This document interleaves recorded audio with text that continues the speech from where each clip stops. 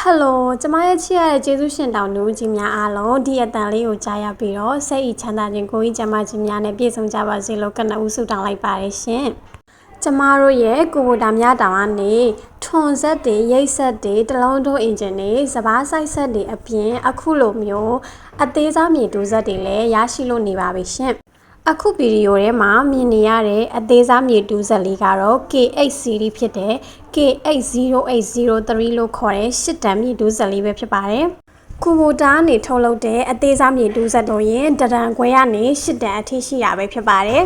။ဂျပန်နည်းပညာစစ်ဖြစ်ထုတ်လုပ်ထားတဲ့အတွက်အရည်အသွေးပိုင်းမှာဆိုလို့ရှိရင် quality လုံးဝ